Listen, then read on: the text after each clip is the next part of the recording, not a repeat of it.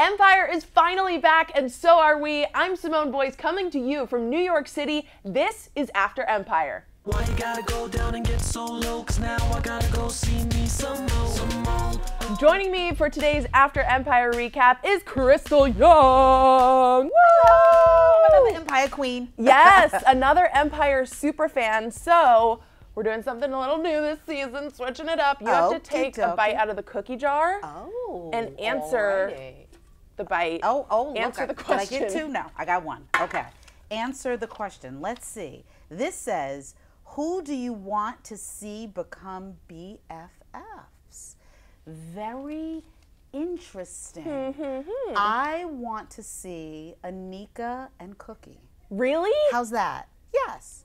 I'm Why? all about mixing it up. Do you think that's actually a possibility with all the baggage that they have? I think it would be difficult, but I think it is possible, and I like that. I think so too. I like that idea that it's not that probable and but it happens. Yeah, So, yeah. I like that too. And we do see a little bit of that in this episode. Exactly. Oddly They enough. seem like they're not as at odds. Yes. Sort of on the same team. Interesting. Exactly. You guys know Crystal Young. She's our resident fashion expert here at Fox 5 with her Where'd You Get That segments in the morning on Good Day. What did you think of the fashion in this episode? I liked some of it. I didn't like some of it. Okay, like what? Okay, Tell me. The very first dress that Cookie had on, I call dresses like that mixed media, where there's a lot going on. There's a little bit of sheer, there's long sleeves, there's color on the bottom, there's a little bit of print. So no matter what you prefer, I feel like she kind of had it in that outfit, but I liked it. She was working it. And she had just the right amount of boobage for it, because when you have things very sort of sheer in the middle that's supposed to show cleavage, and you have, you know, triple Fs, it's not as cute. So I thought she looked great in it. That I liked. The look that was sort of Chanel or Chanel inspired, where Moschino. is that what it was? Yes. Okay.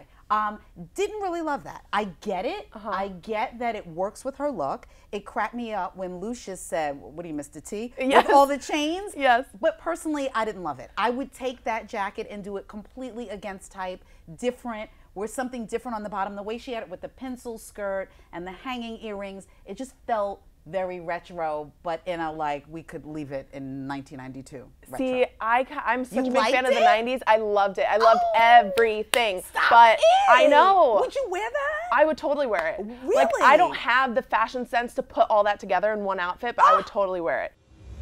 Let's do a little quick revisiting of season 1. So to me, the major moments were Lucius goes to jail. Absolutely. Lucius gives Jamal the Empire. Andre and Rhonda kill Vernon. Yes. I think those are kind of the three main things you need to know before you watch this. Yes. So if you haven't seen episode 1, obviously, do I even need to say this? Spoiler alert, don't watch what we're about to say right now. Turn away. Okay, so this episode, The Devils Are Here, first episode, I really think it picked up right where it left off. It feels like the same Empire that we know and love. It starts off, though, with current events, a very explosive socio-political commentary on sort of the whole Black Lives Matter movement. Police brutality is kind of wrapped up in there, and it's really touching on blacks being incarcerated and the number of blacks that are incarcerated with this rally that they're doing, Free Lucius. What did you think about the way they set up this episode with that scene? I think that's what Empire does so well. They keep it real, they keep it current. It seems like something that could really happen. I wanted to go, how come I'm not at that Central Park, you know, Free Lucius sort of like concert with great music? So that I really liked. And I like the way they weave in just enough current events to make you feel like, yes, it is 2015. Yes. You know, this isn't a throwback era. It's what Empire does so well by blending culture, what's happening right now, music, fashion, sex. I mean, what's it? What more do you want? Exactly. If you have a boring life like me, this is great because you can just live vicariously through all the characters. Right, just watch the episode over and over and over again. And go, yeah. Exactly. Yeah. You know, with this whole scene at the beginning with the Free Lucius rally, at first I was like, okay, this is a little bit too much for me. It's too on the nose. I don't want to necessarily mix politics with my entertainment. Okay, I thought well it was too heavy. What did you think about Cookie in the gorilla suit in the cage? Too much? See, I thought that at first, but I think Empire spun it in a way that was surprising, and it was like, oh, we're actually using this against Lucius, which is what became very clever to me. So after I saw how it all unfolded and the reason why they were doing it, which Cookie was trying to appeal to this investor, Mimi Whitman, to orchestrate this hostile takeover of Empire, then I was like, okay, that's really smart, because you started out and I didn't think you were going to do that. You surprised me. I thought it was very smart the way they handled it. Right. So it was unpredictable. Exactly. You couldn't figure it all out, and then you're like, oh, I see what you're doing there. Yeah, and Hakeem makes this good point, like, Mom, why are we having this rally for a guilty man? You know that he killed Bunky. Why are we doing this? But Cookie's, you know, she's a master at manipulation. Absolutely. And that's ultimately why she was doing it, for her own good. Right. The queen of the ulterior motive, and you know that there's going to be something else behind it that isn't obvious at first, and then gets revealed. So I think it was interesting. Right. So Lucius is watching all this unfold from prison. He's in prison for killing Bunky. He thinks that Cookie ratted him out. Is that what he still thinks? Yes. Okay. Yes, exactly. Now, let's also talk just about how many people that we saw. I think they're doing oh my gosh, really I well. almost skipped over all the cameos. A million. Crazy. Right? Let's name a few. Yes. Marissa Tomei, right? Chris Rock. Andre Leon Talley. Andre Leon Talley. Al Sharpton. Al Sharpton. Don Lemon. Don Lemon. Who used to work here. Yes. Yes. He was an intern here. Don Lemon was a production assistant here. Yes. And started here before he did anything in TV. So Little I Fox love that 5 they pulled him right in. Yeah. And Miss Lawrence, that reality TV. So again, a lot of familiar faces. Like, I see what you did there. And there's so many cameos coming up in this season, it's even hard to count a bit. Like, there's just going to be so many. I think even more than they have planned, more than they've let us know. Like, if you were not in Empire and you got the phone call to guest star, wouldn't you be like, absolutely? Yeah, who doesn't want to be on this show right now? What star wouldn't go, of course I'll come through. I know you get good ratings. I know the storyline's going to be juicy. Like, when and where? So let's talk about Chris Rock for a second, because he does become a huge part of this episode. And unfortunately, we ain't gonna be seeing much more of Chris Rock, because he done now. I think he got a little neck snappage. Yes, exactly. So he plays Frank Gathers, and this is this drug dealer that Cookie and Lucius did business with back in the day. But if you remember last season, when Cookie was like talking with the feds and everything, she was ratting out Frank Gathers. And I mean, I don't know. I don't know how this works. I'm not a gangster. I don't know about snitching and all this stuff. But like, she didn't have a choice. She had to tell them what was up. Yeah. And now he's not happy about it when he comes to jail and meets up with Lucius. I completely understand that storyline. Let's talk a little bit about casting. Now, did you like him in that role? Did you not like him? Did you think he was believable? Does it bother you that it seems like you might weigh more than him and you're taller than him, but he's a gangster? When he's a gangster, at first, when I saw him walking down the hallway, I was kind of like snickering to myself. I was like, oh my gosh, no. But then he kind of, he surprised me, and I think it was, I liked the dynamic that he and Lucius had. I feel like that's what sold it for me.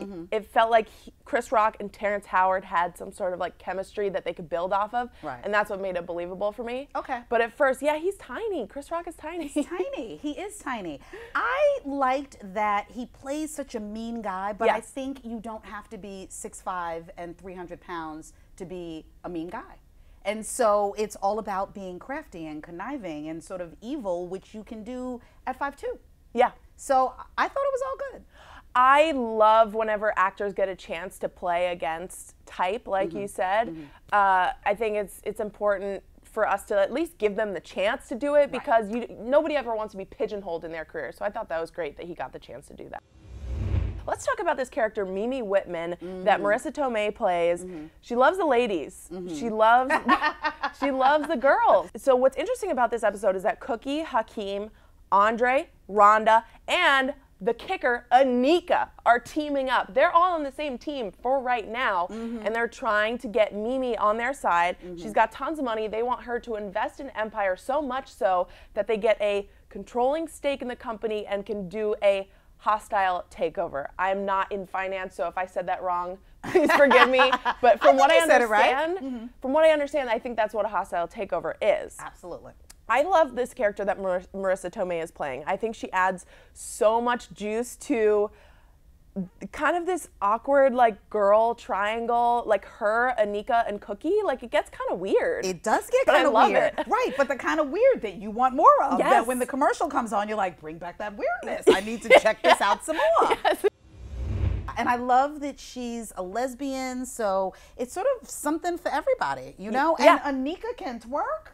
Yeah. In her Hello? little cardigan. I love that scene where Hakeem throws a party. Yes. And there are all these beautiful babes Yes. around. And Cookie's like, you need to go dance with Mimi, because obviously Mimi really likes you. Yes. And she's like, take off the sweater. That was Yes. amazing. We need to touch on Jamal. Whenever Jamal sings, my heart just like melts. I get chills. He got up and sang at the Lucius rally. And it seems like I really like what's going on with this character because there's a lot of depth there. Yes. He's navigating the waters of the LGBT community. This is so new to him. And I can imagine perhaps for Jussie Smollett, the actor who plays him in real life, he might be experiencing some of this too, Right. because Empire is the reason that he was able to be so open about his sexuality. And then I think we're also seeing Jamal struggle with this push-pull tension of running the Empire. Absolutely. And you look at him and you almost think, gosh, this must have been how Lucius was back in the day, Right. before he became this monster, this tough monster. Exactly. Do you think that Lucius ever had that tenderness in him that Jamal has when we see Jamal breaking down in tears at the end of this episode? No. You don't think Lucius No, has it in him? No. Because I think he was Lucius raised, is very Lucius. He's just a different animal. Yeah. I think that there's a sensitivity that Jussie brings to that role Yes. that's really sweet. I think Lucius is just a little bit of a harder kind of suck it up guy. Jamal is starting to feel a bit of the isolation that comes with running the Empire because his entire family is against him now. Even, I mean, his little bro, Hakeem, his big bro, Andre, his mom, Cookie, teaming up with Anika of all people, so you know she's desperate. Absolutely. But Jamal and Lucius, Jamal and Daddy, have a little secret plan going on. And I thought it was really brilliant how that all played out. I wasn't expecting that turn. Yeah. I think Jamal, like we were saying earlier, has the most interesting arc right now. There's just so much to explore there. There is this really funny interaction between Cookie and Anika when Cookie's like, I told you to sleep with her, and Anika's like, I did. I caught that. That was cute. That so was funny. cute. It's like, Anika, step it up, girlfriend. Yep. You were cute in that little cream dress, but apparently you're not working it in the bedroom. So we're gonna switch gears and end on Lucius in jail. And there's this really interesting shift that happens because this comes after Lucius finds out that Cookie was scheming behind his back. Then Cookie goes to visit him in jail, which is something that he never did. He never went to go visit Cookie in jail. So that's a huge moment. But then ultimately, you know, no matter what's happened in the past few minutes during this day, he still is gonna get Cookie's back. Who's messing with you? That skinny Hannibal. Edie, I mean. Frankie? I need you to fix it. That's his ride or die. Yeah. Literally ride or die. He's Yes. willing to kill for her. Yeah. And he has that crazy showdown with Frank, with Chris Rock's character. So interesting, right? Yes. That was a good scene. What's the line Chris Rock says? Kill him. Make it fast and quiet. And then in the Lucius end- turns around and says, Kill him. Make it loud and make it long. Chris Rock, I hope you enjoyed your time on Empire. Though it was short-lived, we loved having you. Yes, yes, we did. And we have two words for you. Bye-bye.